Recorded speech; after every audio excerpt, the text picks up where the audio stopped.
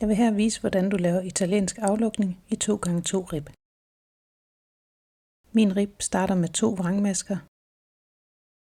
Du bør ikke starte med 2 retmasker, når du bruger den metode, jeg vil vise her, men du kan godt starte med 1 vrangmaske eller 1 retmaske.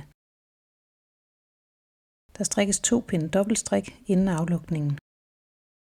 På første pind skal vi have byttet rundt på rækkefølgen af maskerne, så de i stedet ligger skiftevis 1 ret og 1 vrang.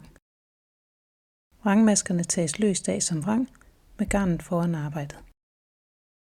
Men da den næste maske også er en vrangmaske, springer jeg over den og strikker først retmasken, mens vrangmasken bliver på pinden.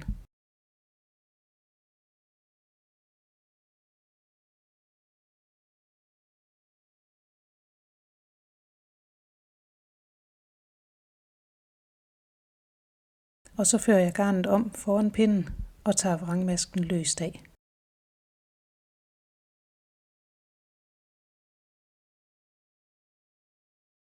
Samtidig med, at jeg lader retmasken glide af pinden. Nu har de 2 masker byttet plads på pinden. Den næste retmaske strikkes ret, og vrangmasken tages løst af. Igen skal jeg have byttet om på de næste 2 masker, så jeg strikker retmasken ret før vrangmasken,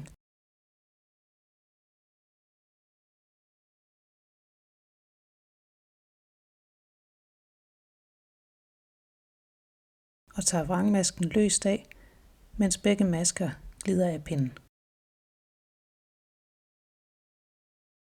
Sådan fortsætter jeg pinden ud.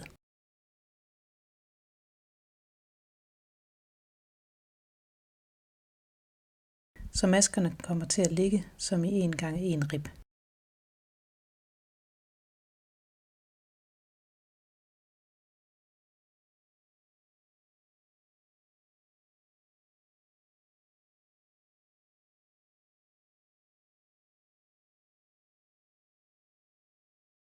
Da jeg her strikker frem og tilbage, strikkes anden pind i dobbeltstrik også ved, at vrangmaskerne tages løst af, og retmaskerne strikkes ret.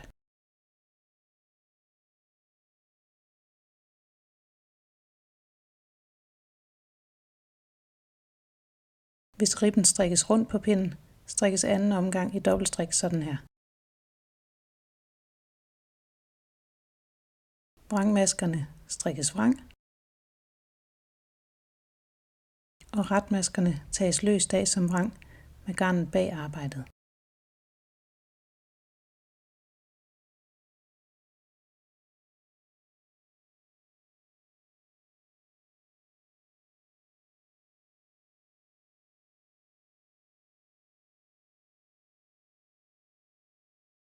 Jeg kan nu bryde garnet og sy den italienske aflukning som normalt i 1x1 rib.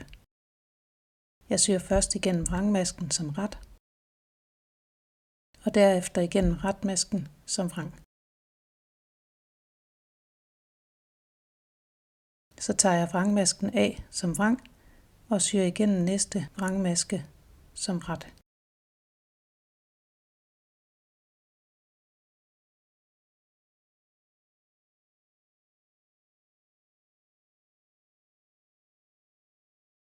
Og jeg tager retmasken af som ret og syr igennem næste retmaske som vrang.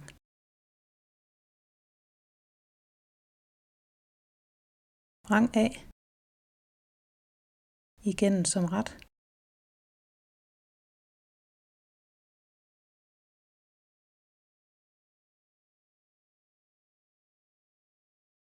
og ret af,